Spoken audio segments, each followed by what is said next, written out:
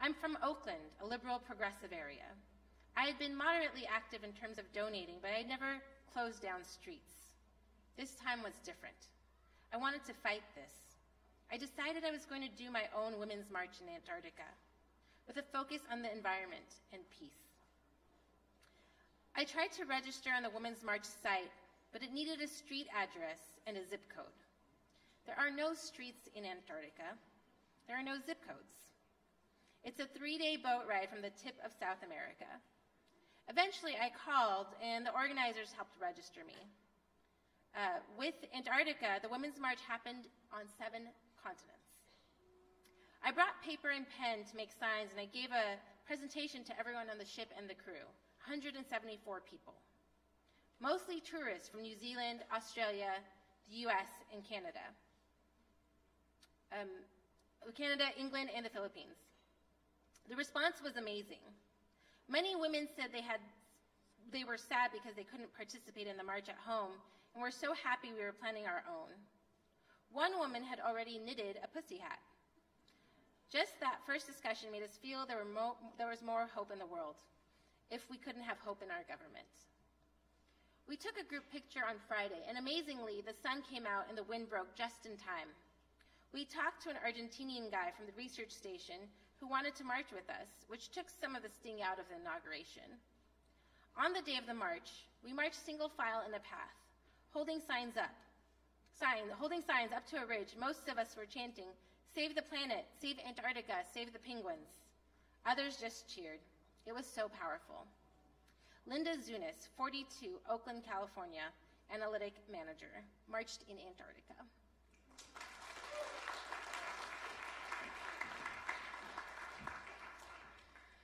Okay. I could not see my child marginalized. After a few years of being unhappy and generally frustrated, my 10-year-old child came out to me by telling me that he wanted to be known as a boy. I will never forget that night. It was the evening of July 28th, 2016, and we were watching the Democratic National Convention. Sarah McBride, the National Press Secretary of the Human Rights Campaign, introduced herself as a proud transgender American. Moved by her speech, I said to my child, "You can be anything you want to be." This is the first openly transgender person to speak at a national convention. We have a Black president, and we are going to have a female president, so I thought. Within 20 minutes, the child I had thought was a girl told me what had been on his mind since he was 5 years old, that he was really a boy. I knew instantly that this was the missing piece to my child's happiness. We supported him and spent the next few months paving the way for him. Once the election was over, I felt I had no choice but to ramp up my political advocacy. I've been moderately active in the past, participating in lobbying events and rallies, but I wasn't sure I wanted to attend the march at first. I worried about the huge crowd and possible violence. However, it became clear to me, especially with the new administration, which seemed determined to marginalize people like my child, that I could not stand by. I've always considered myself a fighter for civil rights and social rights, but I felt more woke than ever because of my recent involvement with the LGBTQ community. I could not see my child marginalized. I wiggled out of my comfort zone and made the commitment to go. My sister flew in from California, my niece from Missouri, and my friend and her college-age daughter came from North Carolina. A few of my local friends joined us. My house was full of women eager to have our voices heard and numbers counted. We walked the metro early in the morning and found it packed. It took us almost 45 minutes just to get out of the station. I've never seen anything like it in my 20 years in DC. Even though we were all smashed together, everyone was smiling and talking, nothing like the typical pushing and surliness. I was so happy to see representatives from the organizations supporting the LGBTQ community. It made me feel like part of a bigger community and gave me hope that there were so many people outside of my DC bubble fighting for the rights of marginalized people. Every parent loves their child. This part makes me cry, and will do anything to protect them. In my case, I happen to have a transgender child. I know that he is happier and healthier living in the gender he identifies with. To take his rights away in the bathroom, classroom, or workforce would be removing him from society. That I will not accept. For that, I marched and will continue to march. Sarah Watson, 52, Washington, D.C., stay-at-home mom, marched in Washington.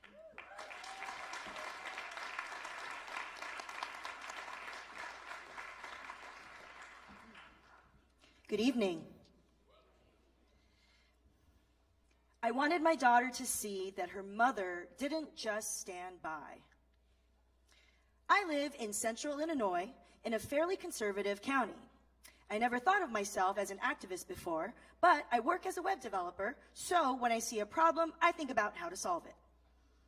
If I feel I can help make it better, then I will become involved. A friend of mine heard about local activists who had organized an overnight bus to DC. I have a younger daughter, she's 9.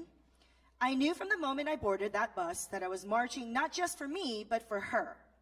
The fact that she will grow up and become a young woman during the Trump years is not lost on me. I wanted her to see that her mother didn't just stand by when women's rights were being threatened, that she actually did something about it. I wanted her to see exactly how to use your voice and your vote to protect your rights.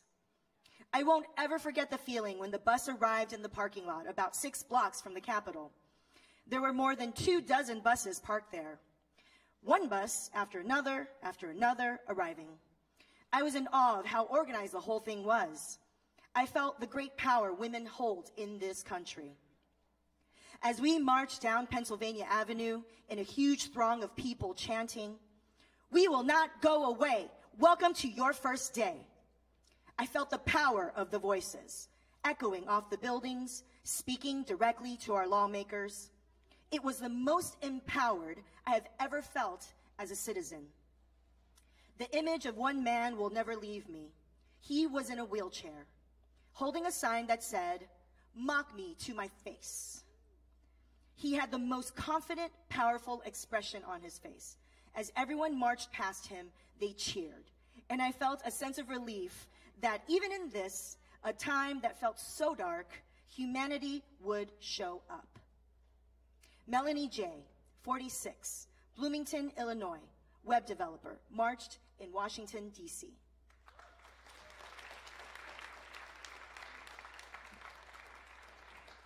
Good evening. Before I begin, I would just like to take a moment of silence for all the women who couldn't make it to march today. Because lives were lost, because they're incarcerated, because they're trapped at home, etc., and especially for the lives we lost in 2017 of trans women and trans women of color. So, if we could. I'm painfully aware of how little political agency I have here. I was willing to spend a night in jail in Singapore. That was the worst case scenario when I thought of demonstrating in solidarity with the Women's March. But realistically, the actual worst case would also affect my partner, Nick. At stake would be my dependent pass, God, those words, and Nick's employment pass, which are the keys to our life as Americans in Singapore. Somehow, that's the worst kind of suppression of speech. Not only do I not have any rights to speech or assembly here, but my actions aren't even my own. Moving here from Massachusetts in 2015, I didn't expect to feel the impact of this chilling self-censoring. Since the election, I'm painfully aware of how little political agency I have here in Singapore.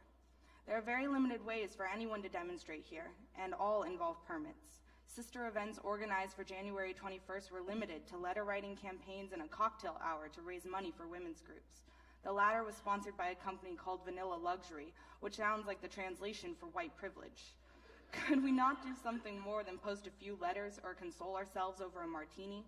I wanted desperately to be a part of the historic moment. I wanted to be seen and counted. I wanted to wear the future is female t-shirt. It never happened. People showed up publicly on every continent, in Antarctica, but not in Singapore. I had never felt more disenfranchised than I did on the Women's March Day.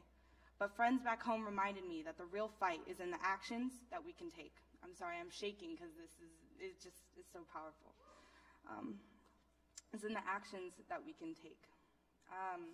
But friends back home, time zones ahead of DC, I showed up in the only spot I hoped to find any action, the Speaker's Corner in Hong Lim Park. Aside from a tourist taking a selfie and a gardening uncle I suspected might be patrolling the place, it was empty. I took my own selfie, my small act of feminist defiance, and later on Facebook I saw a Singaporean woman had the same idea and showed up in the same place. I would have spotted her by the pink pussy hat. I couldn't use my body, but I will use my voice in any way I can.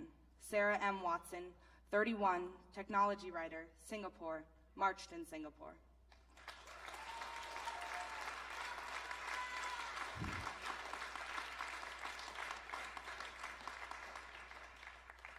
Let's give a big round of applause.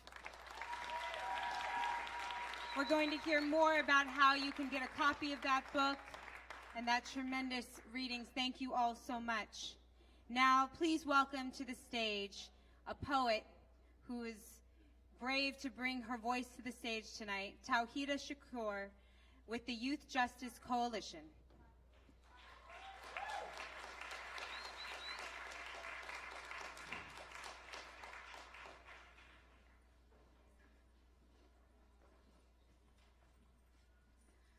Hey, y'all. I'm just going to start off with my first poem. Okay. This is for the days when I had to be nice for survival. These are the days where my personality takes a back seat. To be honest, I'm not that nice, nor do I try to be. This is for the days when I'm told to smile because it will make the picture look better when I naturally found. This is for the days when I'm catcalled and my voice has to take a back seat to what my mind wants to say. This is to the girl that developed early. This is to the man the eyes never had an age limit. This is to the eyes.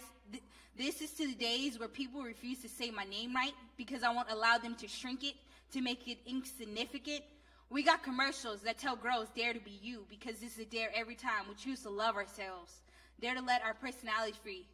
Dare to allow our mouths to form whatever words fit the situation we're in.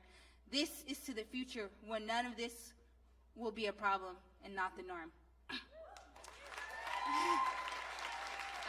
Okay. So this is, so I'm going to say my second poem. But before I do, I want to give a shout out to my mom and my aunt that are here. My mom is right there, and my cousin. Thank you so much for supporting me in everything that I do. I love you. But just a little backstory about this poem. People always ask me, like, oh, Tawhida, where do you mix with? I'm like, I'm black. Like, why do I have to be mixed? You know, like, why does my beauty depend on what I'm mixed with? Like, how about I'm just black and I'm beautiful? How about that? So yeah, this poem, you know, my aunt and my mom are in this poem, so them, okay. Every time someone asks me what I'm mixed with when they see a feature not associated with black, like kind and beautiful, I think of my grandma, her beautiful cocoa butter hands covering her mouth that hides her crooked smile. To me, her smile is beautiful. I think the stars are made in her image. I think the word love was made to describe her. Do not ask me what I'm mixed with if you do not want to hear about my grandma and my mom. My mom can turn a little food into a feast. My mom is a fucking magician. My mom should be a fire alarm because when she yells my name, it's louder than a fire alarm. True story. My mom pronounces every syllable in my name when she is mad with me without taking a breath. My mom is talented. Do not ask me what I'm mixed with if you do not want to hear about my grandma, my mom, my auntie. My auntie is a firecracker. She rains out sarcasm and wisdom. She is a protector. She protects me from looking like a hot mess. She's a believer. She has so much belief in people when they don't have it in themselves. She is honest. If you looked up the word honest, you see a picture where their glasses hanging off her face like loose curls. Thank you.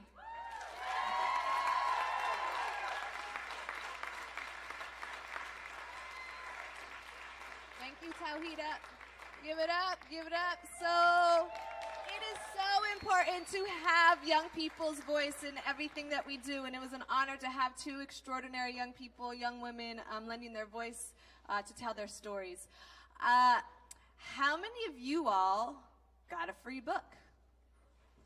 Yeah. Oh, so California Endowment very graciously donated books to those that got here early, so congratulations. For those that got here late, you can buy a book in the back. And the wonderful thing about purchasing this book is that you are directly supporting 4 different organizations. The proceeds of the book go to Indigenous Women Rise, that works with Indigenous women, Gathering for Justice, that is working with immigration reform, Sister Song, which is reproductive justice, and then the Women's March. So thank you in advance if you purchase the book. And if you got a book for free, I'm just going to ask that you take a picture with your book, post it on your social media, and just help spread the word about helping the resistance with buying this book. I think we're ready. We have all of our chairs. So we are very excited to begin our panel around intersectional feminism and what does that mean and what is it doing. We have extraordinary panel tonight, and it is my honor to introduce them to you. The first panelist I'd like to introduce is Michaela Angela Davis. She is a writer on African American style, race, gender, and hip-hop culture in the United States. She is also a fashion expert and image activist. Then we have Maria Roman. She has been a leader in social services for the Latina transgender community in Los Angeles for over 15 years. In addition to her life as an activist, Maria is an accomplished actor and performer. Thank you, Maria.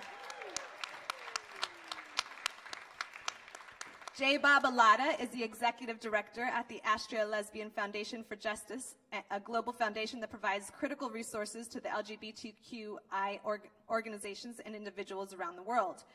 J. Bob. Chrissie Castro is a citizen of the Navajo Nation and a social justice consultant working on national and international issues of diversity and equity for all people, including the self-determination of American Indian, Alaskan Native communities. Castro. Matt McGorry is an actor, producer, and activist.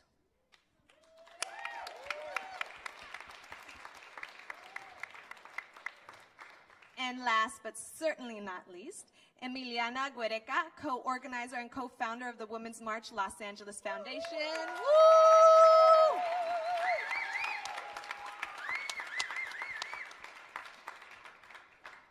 I told you all it was going to be an extraordinary panel. All right, so we're going to just jump right in, and this is going to be a conversation, and we're also, at a certain time, we're going to pass around a box for questions so you guys can think about what you want to ask these amazing people. Let's just start with a question that will frame the conversation. And Michaela, I'm going to start with you. What does intersectional feminism mean to you? So, first, just thank you for this space, everyone that made this possible. And I wanted to really level set. I want to thank our ancestors, right? Because that's where we find what intersectional feminists is. If we look at our grandmamas and our grandmamas' grandmamas and what they did for us to even give us the language to say, you know, Harriet Tubman is the most intersectional motherfucking feminist I ever, you know, so I cursed right away. I'm sorry, y'all. Damn, it usually takes me a couple of questions before I start dropping, you know, MFs. But so that's really, really, really important for me, that it is clear that we that there are women, nameless and named, that have done so much work, that have paved the way to give us this time to even talk about how complicated or intersectional we are, right? And that there are places in which we connect with each other and connect with the world, and also there are places where we are different, right? And so I think that even when using words like intersectionality is very close to being one of those just buzzy words that we don't really hold what it's saying. When you are a woman, when you are a woman of color, when you are a woman of color that is poor, when you're a woman of color that is trans, when you're like, the further you get away from white, heterosexual, Christian, that's, you know, that's the more intersectional you are, the further you are away from that organizing principle. And I think this moment, we're starting to try to do the work of what it is like to organize a culture and a living and a thinking, not as it compares to whiteness, not as it compares to heteronormative, practices. And it's hard, because even if you are intersectional, you've been organized around whiteness, you've been organized around patriarchy, you've been organized, particularly in this country. So we're in the process of defining that, I think. Howsomever, again, it is in our grandmothers that where this truth really is. And those of us and the nations who are connected to their ancestors and the nations of people who are connected to their elders should be centered in the movement work, right? So, so thank you for this panel, because it doesn't always look like this, y'all. You recognize, right? So thank you. Thank you. Chrissie, we worked closely with you and a lot of other Indigenous women in the Women's March to make sure that it was intersectional, specifically with Indigenous voices, because we were, and I say this openly, and it's something that we've talked about, we were flawed in that respect, as we were flawed with the transgender community, and we were very open to trying to fix those problems. So from your perspective,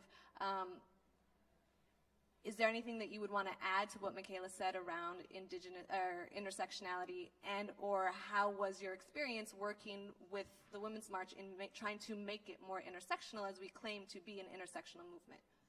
Thank you for asking that. So I first want to just recognize that we are all on Tongva lands, and so I just want to praise and give honor to the original peoples of the lands that we're on right now. And as it pertains to intersectionality and indigeneity, it was in response to our working with the Women's March. I think it was a process of education. Traditionally, our communities were by and large matrilineal and matrilocal before contact with Europeans, which meant that our women owned land, we held power, we had status in our community. If you look at the early writings from contact, white European men were shocked that women held these positions of power and status in our communities. Lineage passed down through women, and over the process of colonization, we see that our communities adopted more patriarchal attitudes and views on women. And so our project is around restoring what existed and what has sustained these lands forever, which is more equal power between a lot of different genders, actually, not just two. And so, as it relates to the Women's March, if you look at the unity principles, they were organized around a civil rights or an individual rights framework. And so we had to do a lot of back and forth to say, this actually doesn't work for our communities, because we're looking at collective rights as Indigenous peoples. We have the rights as women to hold our land and our resources in a collectivism, not as an individual, but our collective responsibility to each other, to our lands and our resources. And that is the premise by which we're going to have healthier communities and make sure that, we have healthy communities 14 generations beyond. And I think that's important to say, because it just gives you a small example of why intersectionality and all of the wisdom that all of our communities, all of our identities bring, how critical that is, not only for Indigenous peoples, right, in this one example, but for all of us. Because I think there's a lot of richness in those values and those stories and those traditional systems. Wonderful, thank you. J-Bob, you also helped us with our unity principles, and feminism in general hasn't been very welcoming to communities that in general were white women and identified as cisgendered white women for the most part. Today, what we're trying to do in this, if we want to call it a new movement or an extension of a movement, is do better than the past. Learning from our mistakes, not that the sisters before us and the brothers before us haven't done amazing things, but trying to always move forward and do better.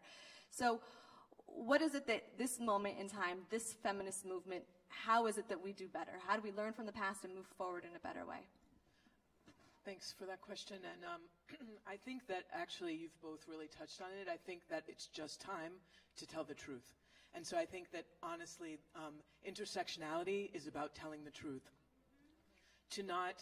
Indigeneity is about telling the truth. What is the truth of the land that we're on? What is the truth of the story that America's been supposedly wrapped around? And why does what power or power imbalance does the untruth serve? And so I think as we're looking backwards and looking forward, how much of the actual truth can we bring forward as individuals, as collective communities? Can I be vulnerable in knowing the ways that I don't show up for you because I don't actually even know your story? Can I be vulnerable enough to tell my actual story and walk into a room that might feel aggressive or not welcoming to me because I assume the story that's meant to be told in that room, that power is being held for a very particular purpose, and that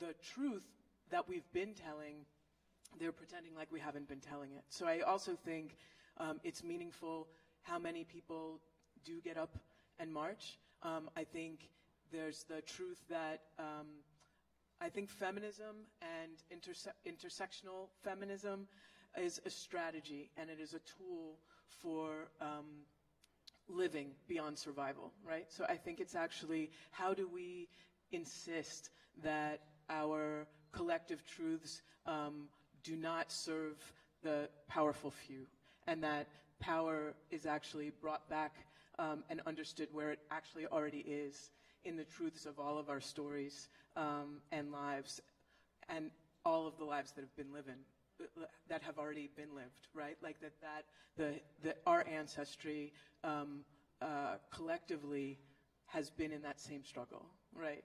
Always. And so I think not being afraid of that any longer is the potential of now. I love that, and it reminds me a lot of this idea that there's one truth, whatever that one truth is, but many paths to getting to that truth, right? And if we are focused on that truth, then what is the path that we're taking?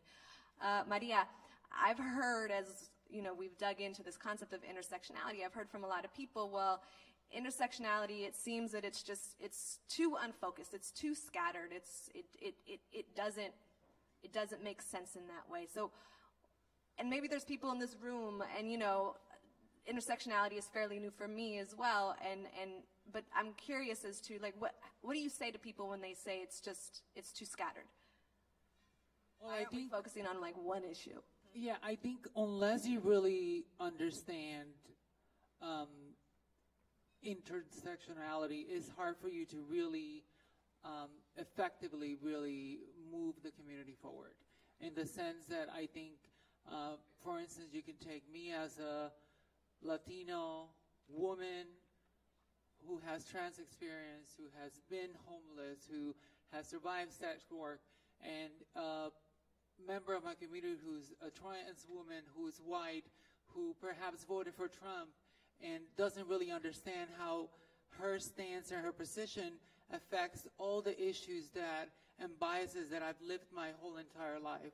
Until we as a community start focusing on the things that we all are facing in common, it's hard to move us forward. So although it is sort of a new concept even for me, I find it empowering to be able to learn about how to implement this in my life and how to use that to understand how my journey and my goals and my aspirations in activism are similar to hers, and other individuals that cross paths that have similar issues when it comes to poverty, Latinos. You know, I have many issues that I have in common with a Latino male, yet if they're fighting for equality and employment, sometimes I don't think that fight belongs to me. So it's important for us to focus on the things and for people to really grasp and begin understanding what that means in order for us to really be effective and move forward and learn how we as a community can move forward. Otherwise, we're beating each other, especially when we talk about white versus Latino versus black. You know, a lot of us have the same issues, yet we're not working together and moving forward or understanding the biases and the challenges certain populations, certain communities are facing ongoingly. There's been a lot of talk with intersectionality of allies and a lot of what is an ally or what is a good ally. If you haven't noticed, we have one man on the stage. And that was very intentional. We've always, at the Women's March, we believe in bringing men to the table, and we believe in having allies with us. We had lots of men organizing with us. You might not have seen them, but that was also by design because they were there as allies. So instead of asking what makes a good ally to those that need allies, I want to ask you, as an ally, how do you walk into a space and be an ally? I think also, in particular, in this moment in time, I also hear a lot of men are very afraid at this moment. So speak to, and I think it's important that men speak to men. So how do you become a good ally in this movement for men? Thank you. I also have to recognize I appreciate really being in this space and just a front row seat to learning from everyone here. So thank you for that. I think the process of thinking about allyship, it's never an end goal, right? Like that's something that I've had to learn. In terms of telling my own story, I'm very newly political. It's been the last couple of years of my life due to the privileges that I have as a straight, white, cisgender male. I never had to be political for my survival. And so I think in the very beginning, when I first started to understand, oh, my experience is very different, and I first experienced it in terms of thinking about gender. And I started to talk about the issues very publicly that I was newly coming to understanding about, and then was pushed into a more intersectional space, right, by people who were saying, right, but you're not looking at how this actually affects women of color differently, or trans women. And that's when I sort of came to the realization that if my feminism is not, if my feminism is not explicitly anti-racist, then it's only for white women, right?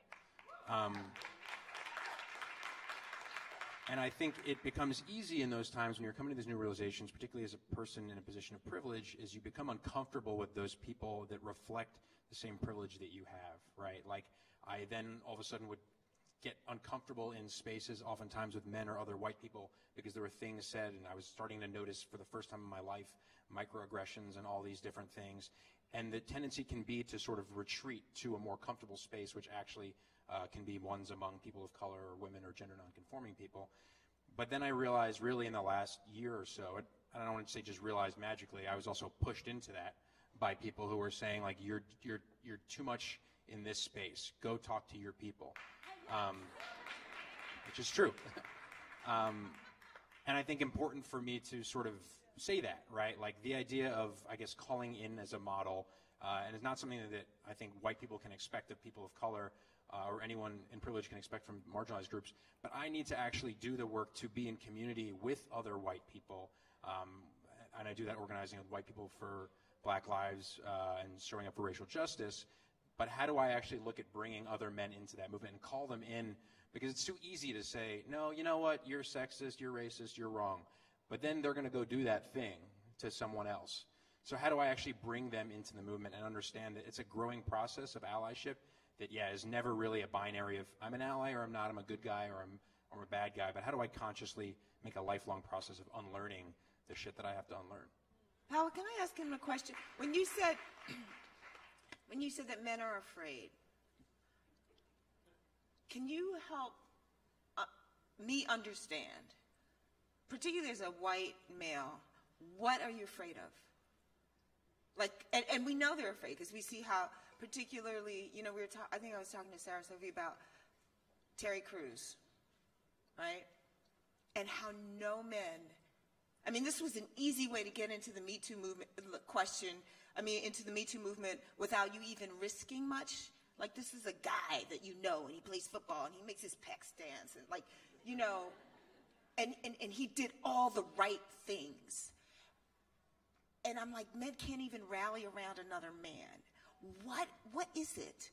I mean, not that it's one thing, but from your research with, you know, people of whiteness, no, but think about it. There's less of them. Like, why do we organize all of us to say people of color? Anyway, that's another. But But can you start to name what are men? What are you afraid of? Sure. I can try.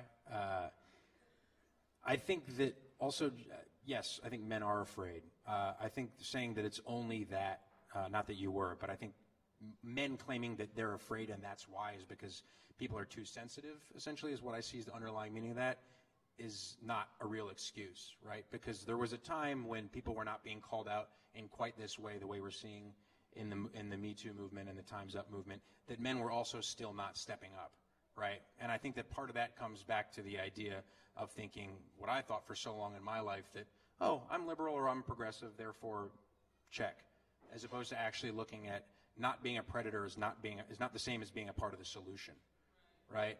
And it does involve risk, and it does involve saying wrong things. It does involve having to be vulnerable and being willing to admit those mistakes. And I think that it's scary for men to think that unconsciously, and white people, that we have been a part of the problem unconsciously, and we will always be, even in allyship spaces. But it requires that vulnerability that J-Bob was talking about, of really sort of taking that harder look at ourselves and being willing to show up in vulnerable spaces, which men, we are not traditionally very good at. So with that, because I'm going to ask everybody to be vulnerable, potentially, and I'm going to ask you first, so get ready, girl. I want to, because you brought it up, the Me Too movement and the Time's Up, I think that it's by no coincidence that 2017 started with the Women's March, the largest mass mobilization in the history of the world, ended with what is arguably also the largest demonstration online on social media with Me Too. We started to see culture shifts, like it's all connected, right? And here we are in January, and we've seen everything that we've seen, and we feel however we feel about it, and then Aziz's story happens last week. And I heard it, I know. But I think a lot of this conversation is happening online, this very nuanced, explosive, difficult conversation. And so I just want to bring that conversation here to this space. I don't want to talk about the incident, actually. I want to talk about how do we move forward? What does moving forward look like for you with the power that the Women's March has in connection to the Me Too movement?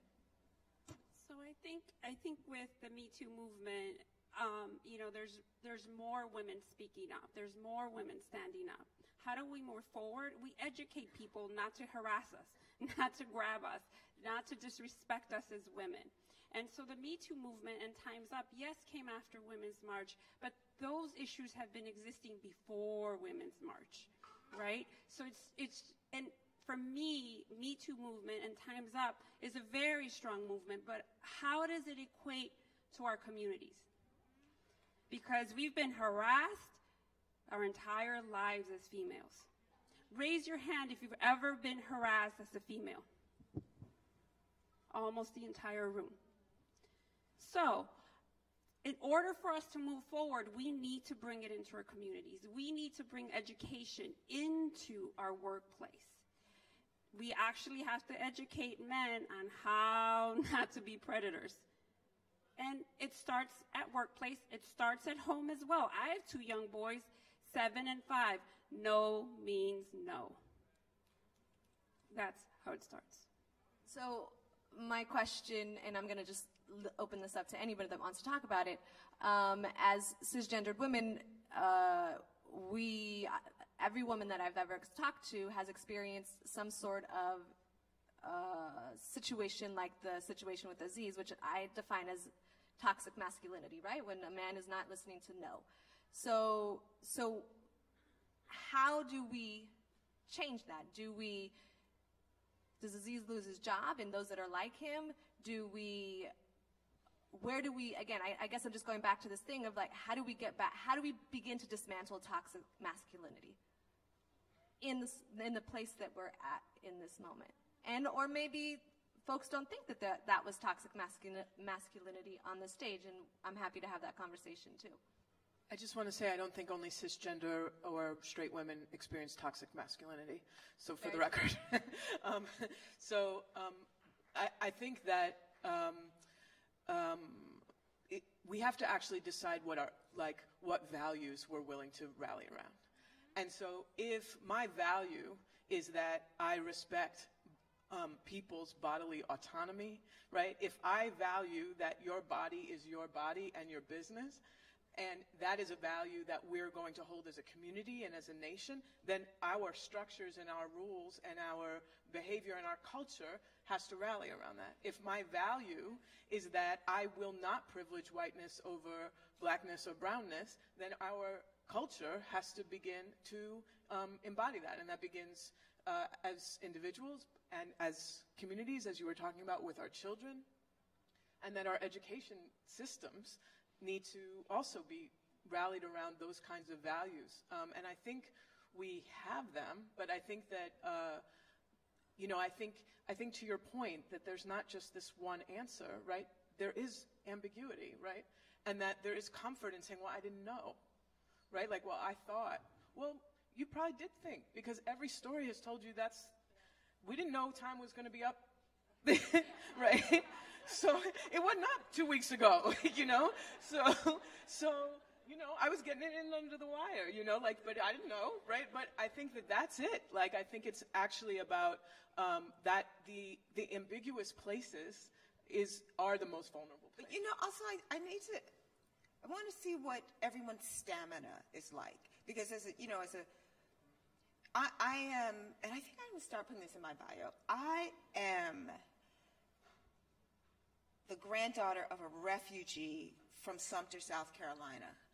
My grandparents fled terrorism from the Ku Klux Klan, quite literally. It's not theoretical. They ran like people run from Syria, so we have a blueprint of civil rights. We're about to acknowledge 50 years of civil rights movement. The movement for Black lives, where Black and brown, mostly young people, kept the streets hot for 5 years, consecutive, nonstop, watching our communities get shot down, made it possible for the Women's March, right? So part of it is saying we have the civil rights movement is genius, and it has been replicated all over the world. We don't have to restart. We have ancestors that did incredible work for us. They kept walking and they kept working. And, I don't want to be cynical, but y'all just got here. Do you know what I mean? There's a part of me, it's like I have to ground myself in sisterhood so I can practice solidarity. I'm practicing. Because there's a part of it where, okay, let me see if y'all got this for 50 years. I mean, just real, we can be sugar-free, right? But that's the good news too. We have 50 years of really incredible, intense strategy, solidarity, policy, history that people, whether you're in South Africa or India, followed us, right? So whether it's Me Too or Time's Up or, we've been doing this shit, right? And so look at our history. And there were women in the center of that work, right? There were gay people and gay Black people in the center of that work. So we need to see what y'all got. Can you keep doing this for 50 years? Because we're talking about our humanity, right? Or hundreds of years. And let me pause for your nails. They're amazing. They really are. Y'all should see their gold and everything. But so what I'm saying is that we have a history of peoples, of nations that have known how to not only dismantle but also start new things around it. Because there's a generation that I don't even know if they want to get in this. They're just on to some next shit. Just like, let me build, we're building, I'm sorry I keep cursing, there's a lot of young people, I'm sorry. They're building tunnels, not just bridges. They're not dismantling, how are you going to dismantle the master's house with the master's tools, right? So I think it's good news, but pardon us if we're skeptical, right? Pardon us if, like, where were you for Sandra Bland? Like, that's part of how a lot of us had to walk a year ago. I literally, the day before the Women's March, I was at something called Day of Black Girl Healing. I had to be doing yoga to trap music. Try it. Because I was mad. I literally was, where were they for Sandra Bland? Like, literally, in my soul. But solidarity this is hard, you know, it's hard-ass work. And the thing is, some people know how to do hard work better than others. Right? So, like the sisters that opened up this stage, that make beds, that see Trumps every day. You know, so I think how we've done work before. Put the right people in the center, listen to them, fall back. Chrissie, did you want to say something? I just wanted to draw the connections. I think we need to pause and look at ourselves, our society, our culture. And we are living in a culture of violence. This whole country was built on violence and genocide, stolen land, stolen labor. And so it's not surprising to me that we have the levels of sexual assaults that we have now. That's not surprising. It's a symptom of something much larger. And I feel like we need a revolution of our value systems. We value violence above everything. You know, so we're talking about the desecration of Mother Earth, right? Through fracking and drilling and all of these horrendous mining practices. We're talking about the militarism and our imperialism with other countries and other places. So all of these things are connected, and we're continuously, and we also have to look at ourselves. I'll say for myself, we're not immune ourselves. We're so quick to say it's all those people over there. But if you look at all the implicit bias research, that it's ingrained in us. So I feel like what this moment is calling us to do is also to be honest with ourselves and to go to those vulnerable places of saying, you know what, that's in me too, and I need to work on that.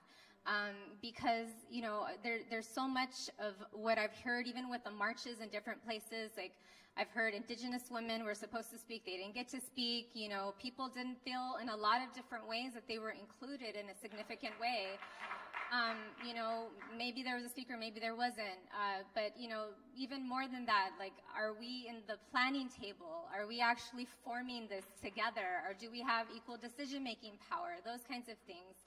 But, you know, I think that, you know, this moment is calling us to not just blame, to assign blame, but to be the most vulnerable and courageous that we can be in this moment, to say our truths, to be on this stage and talk about the hard things too, not just like everything's great. So I do appreciate you, you know, and what you are also sharing as far as the long view. What's the long arc of our work together? Where are the places that we can come together? I also think that we have to kind of stop the bullshit. I think that the reality is that the American culture, you know, this has been happening for years. And to sort of see this whole new concept of like, oh my God, I can't believe this is happening, when, you know, we have, and when I say we, many people that live in this country have stood by and been silent, you know, and the fact that now women are being believed is sort of the reason. But which are the women that were being believed first is also what we have to look at and be honest that this is not something that is fucking new. This shit has been happening for a long time.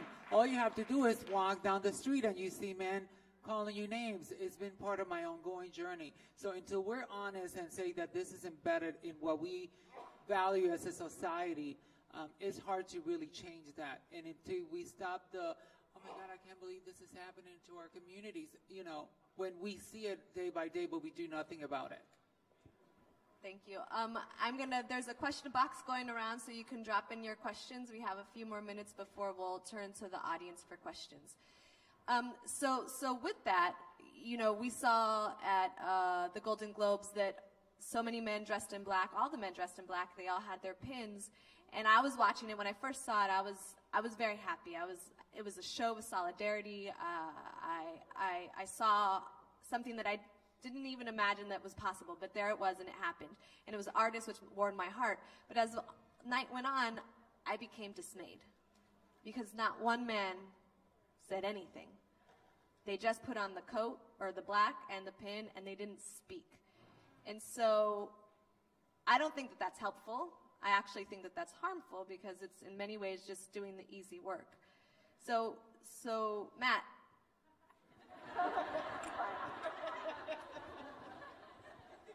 Have conversations happened since then with you in Hollywood?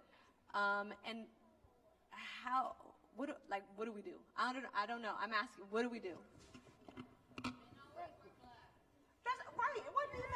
Wear fuchsia, like some dangerous shit for a man. It's like they were gonna wear black anyway, right? Like wear paisley, like whatever. Love that. I think the conversations that I've been having really the last couple years prior to this movement really gaining steam are related to this. And I think now what we're seeing, I'll speak to myself again. I think it's important for me to tell, as a storyteller, both in my career and someone who believes in the power of that for change, I think it's important for me to say that prior to 3 years ago, I had never heard from any of the women in my life that they had gone through assault or these traumatic events. It wasn't... Never? I had not, no. It wasn't until... I'm going to ask you another question. Yeah. Did you have close girls? Like, were you close with women? I was, yes. I will say, or a couple, but not many, not much, not what reflected the statistics, and not many details, or things that I now know how to recognize what that's based in. It wasn't until I became vocal that I felt like the women in my life started to trust me as a safe listener. And I had been doing things unconsciously, even in comedy that showed that this was, the typical comedy stuff that you see from straight white men that shows that we don't actually have an investment in understanding and listening to women's stories. And since that period in time, nearly every woman in my life has told me their experiences with that. So I think my conversations with other men that have been happening in the last few years, when we talk about moving instead from a model of no means no to yes means yes, and asking and seeking enthusiastic affirmative consent, those conversations that were new for me and that I'd been having are now things that men are thinking and talking about, I find much more, but partly because they're afraid, right? And I think we have to get to the place where we understand we have a mutual interest in the liberation of women, right? Our souls and I think our spirituality and our integrity is at stake every time we don't listen and we talk over and we ignore women. So I have been seeing some things, and I know that I have friends of mine who are putting these things together. I'm on a show that I'm helping produce called Man Enough, that we're specifically talking about among men, why don't we talk? First of all, why don't we talk to each other? Why aren't we vulnerable with each other? All this shit that is a part of that veneer of traditional masculinity. But men really need to take this on as our work and go from saying we're not just going to be non-sexist, but we have to be anti-sexist. Great. I really like this concept, this idea of a safe listener. And I think that crosses all aspects, whether it's a man listening to a woman, or whether it's a white person listening to a black person, or a documented person listening to an undocumented person. That concept of trying to strive to be a safe listener is beautiful. One of the things this year has taught me a lot. And Emiliana, I'm sure you've also learned a lot in this past year, having organized the past 2 marches. So I'm curious, what lessons has this year taught you with regards to movement work or life work or strategy? Wow. So I'm a new activist. I'm a new person in this space. I don't pretend to know everything. I organized what I thought. When I was organizing, I thought I'm going to have everyone come out. It doesn't work that way. I had to walk into communities and ask. I learned this past year that everybody will support me if I ask. I also learned that I want people to come to the table. I want people to sit at the table and say, I need you to help me with this. I need you to do this for me. Because I think that a lot of people are waiting for someone to knock on their door. You need to bring yourselves to the table. I decided to organize as a citizen that thought Latinas would be missed at the Women's March. I thought that growing up, I grew up segregated in Chicago. I grew up in an area where you did not cross the street because black people lived there. You did not cross the street here because illegal aliens lived there. I lived on that street. And I thought that if I didn't step into Women's March, that I was going to get missed. But throughout the year, I learned that I was also missing people. I learned that some people could not attend because they did not have transportation. How can we help that? We did that. I learned that people didn't get to the stage because volunteers had no idea what protocols were for the Tongva Nation. This year we had a training talking about what space we are in, who has been doing the work before us. We were talking about stamina. I hope we have the stamina that has been happening for this past 50 years. People say this is a civil rights movement. The civil rights movement has been going on. This is not a new start. I'm new to this space, but everyone else is not new to the space. When we talk about, continuing the movement, we didn't start it. We have to honor those that have been doing the work. We have to show up for them because they're showing up for us.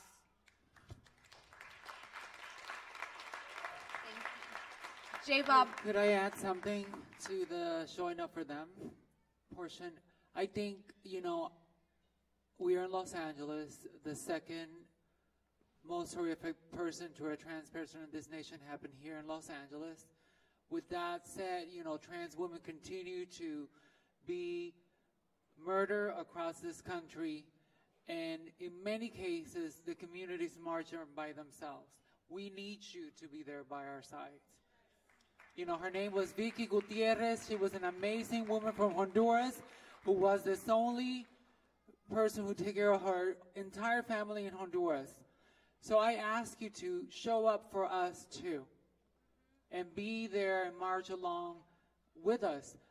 It is about I have my second language is English, so I get stuck sometimes. But it is about those working in an intersectional way and seeing the commonalities. And we need you to march along with us. We need you to show up for our community too. I can leave here tonight and be a victim of a hate crime because the statistics are against me as a trans woman of color. That's all. I think we have some questions from the audience.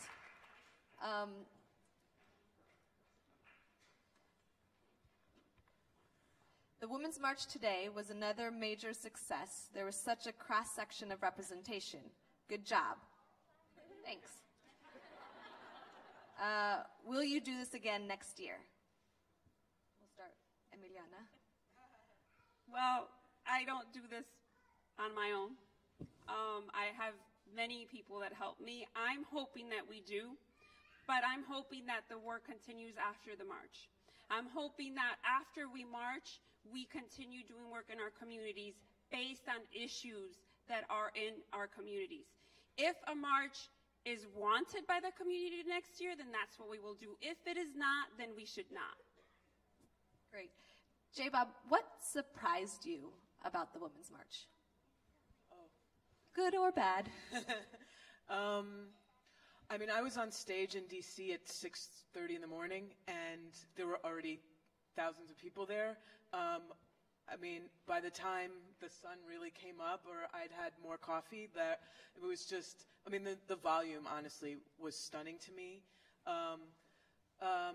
But I would say a couple of things. One is, to be frank, that my entry into the Women's March was the policy table, and then all of the folks doing production on the stages, and everybody who I worked with was a woman of color. So it was actually quite deep to keep hearing it get called a white women's march, because I didn't actually see any, like with a few exceptions of who I was working with.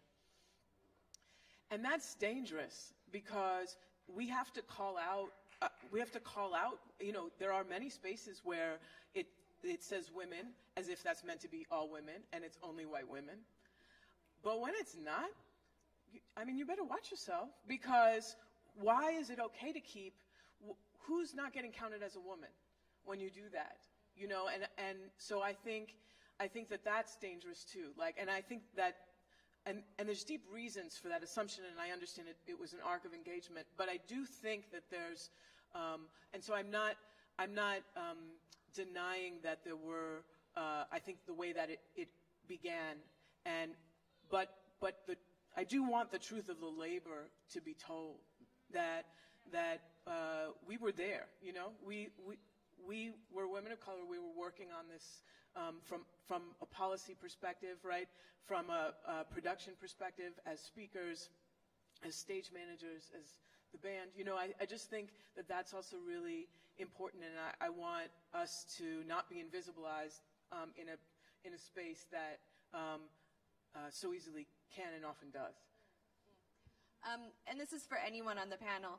So we are in a government shutdown, as we all know, and it has to do with a lot of reasons, but in particular, the thing that is at the center is the DREAM Act, right?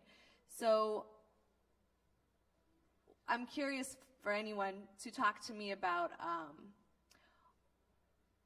the Democrats were not necessarily gung-ho on making this choice, but they were forced into this choice. What was successful about forcing them into this choice, which is a risky choice for sure? From a strategic standpoint, what made this successful? I think the Democrats are starting to get a backbone. Yes. But that backbone is built on young, brave, a lot of women. Those DREAM Act kids are not playing. They're like, after my ancestors, I've been most inspired. When they show like undocumented and unafraid, that's some badass shit to say. And you know what I mean? Right now, and everything was against them. People, like the hate that was going after these and kids, and they still showed up. They organized. They loved up on each other, and I think that's really important to bring into this room and in this moment. And I think what's the critical difference between the civil rights movement that I spoke of before and the one now, like we broke people. Women died bitter, broken, burdened, sick. And this generation is like, we're not doing that again. Radical self-care and radical love is part of the strategy. And I think most evidenced by some of the DREAM Act activists, and they made the Dems pay attention. Like, this wasn't all of a sudden they woke up, oh, we're going to be good, we're going to be right, we're going to love some brown people. No, this is how it works, right? Like, usually young people get up in your last nerve, and they don't leave because they do have the stamina. Martin Luther King Jr. was, 32 years old? So they're doing what has been done. They are young, they are unafraid, and they are keeping the pressure on. So I think the Democratic Party didn't have a choice. Like, they were going to become irrelevant or pay attention. And so, any DREAM Act kids in the house? Right. You. That's right. Y'all are badass. Thank you. Thank you. Thank you. Thank you.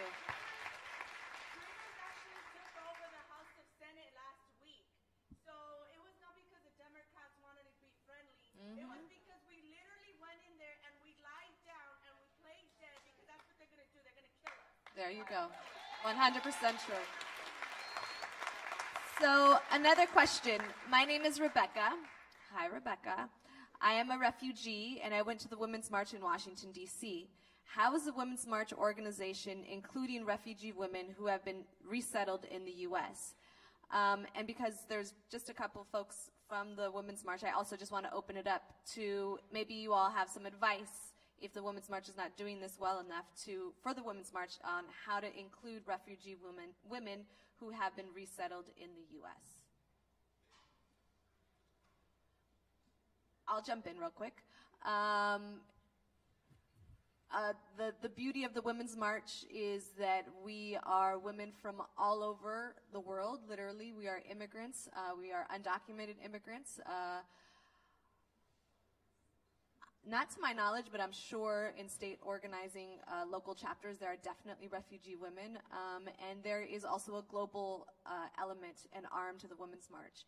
And so we are definitely, and this is a conversation that we got into actually last week, the Women's March has been very centered on America and the United States and fixing or trying to fix the current situation that we're in.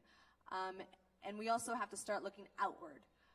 We have to start looking to the issues around the world that, quite honestly, many of the issues outside of the United States are where they are because of the United States. So we are definitely starting to turn out as well as inward because we think that that is the only way forward. I have two more questions. Can I just also respond to that? So I just wanted to say that to that woman, wherever you are, so very similar experience to the indigenous women, the first peoples of this country. And I'll just say within 3 weeks, we were able to organize 1,000 indigenous women, which doesn't sound like a lot compared to the 2.5 million that were there. But for our community in such small numbers, it was an amazing feat. In addition, there were 22 sister contingencies within marches across the country that happened. And so I just say that because I think it's important to be included in decision-making and the planning and the policy-making of the Women's March. But for me, the richness of that experience was actually our own community organizing for our own selves as well, right? It's about building power. It's about building solidarity. It's about doing the work that we've been doing since time immemorial. Activism is not new for our communities. If it was, none of us would be here. We would not have survived. It is about our grandmas and our aunties. And so, I just say that you have the power. You're able to organize. I would love to speak with you. And there's so many stories, so many people out there that want to connect. And so just to say that you're not alone in your experience. Hi. Thank you. So I'm going to flip, and then we're going to go back to something to the last question. But because we are at Into Action, because we are in a space that is filled with art and artists, I want to talk about the role of the artist in the movement. And this is open to anyone on this panel. You don't have to be an artist to answer it. But what is the significance of art and artistry in today's movement?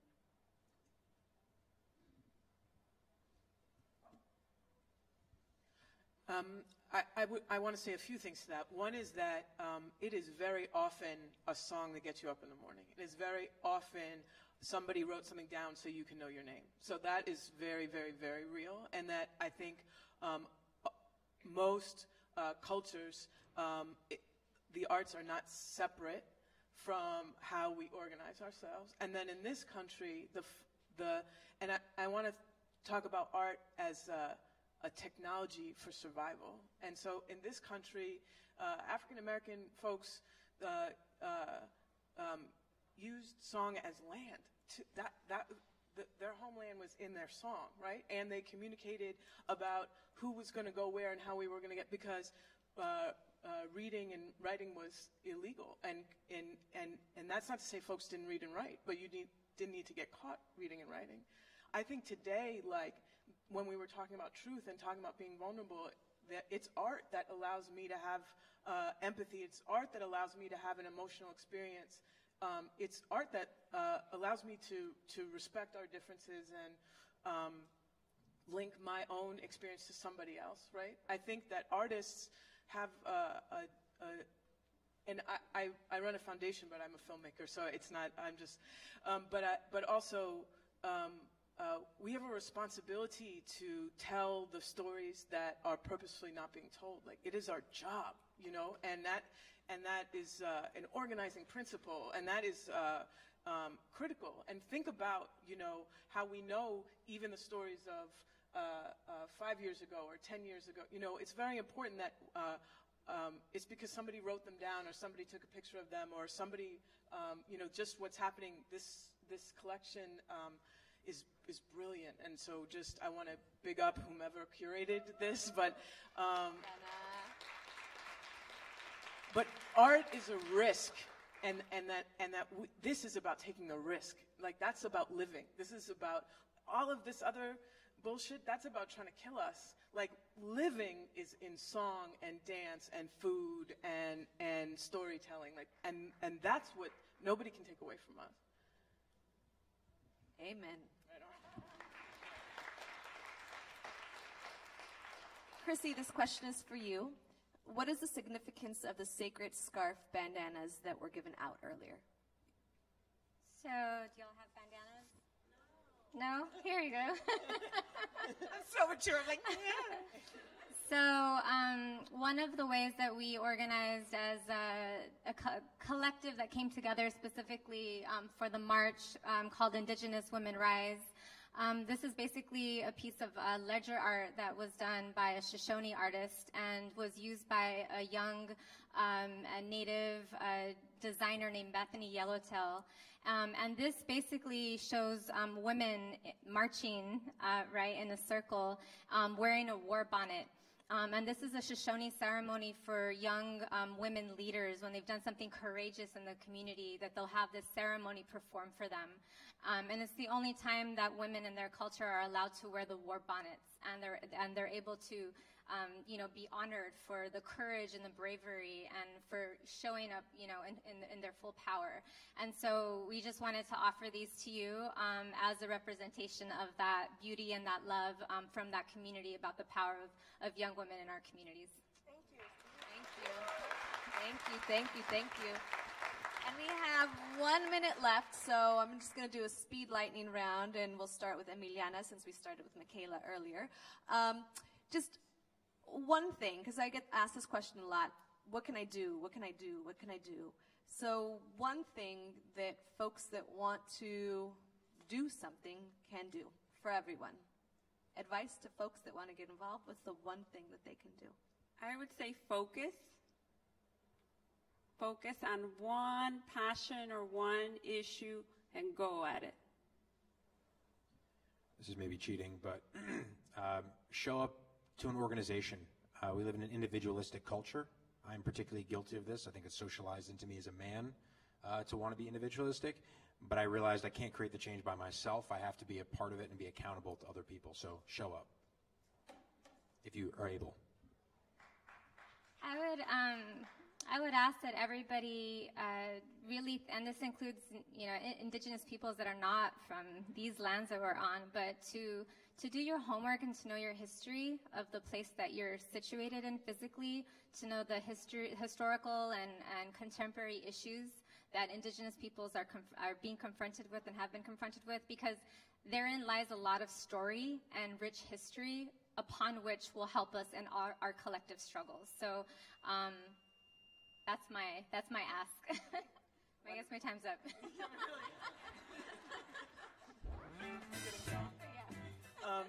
Just give us, we got 3 more people that are going to give us 3 things to do. We're not at the Globes. We're not at the Grammys. Yeah.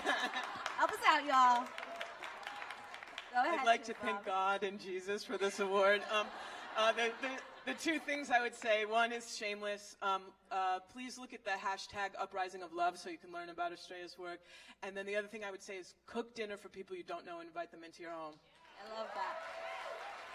I'll be biased too. I work with the TransLatin Coalition. You can go to translatincoalition.org. We serve lunches every day from 12 to 2 p.m. We just opened the first drop-in center for trans individuals here in Los Angeles that is open from 9 to 5, where people can get off the street, get a hot meal, and we can take your clothing, we can take your donations, we can take your time. Yeah. Yay. Say it again. It's the Trans-Latina Coalition. Nothing now is a asterisk. Let's see. So if you are a woman of color, take a nap. No, really, take care of yourself. Take care of yourself. Find a therapist. If you are a white woman, share your privilege, or white person. If you're a white person of privilege, write a check. And don't take credit for it. Write a check so a woman of color can take a nap. Perfect ending. Perfect ending. Write a check so a woman of color can take a nap. I want to thank all of my extraordinary panelists. I learned so much from you all today. Thank you, everyone, for joining us here tonight. Go out and see beautiful art, be inspired, and go show up and do the work. Thank you. Good night.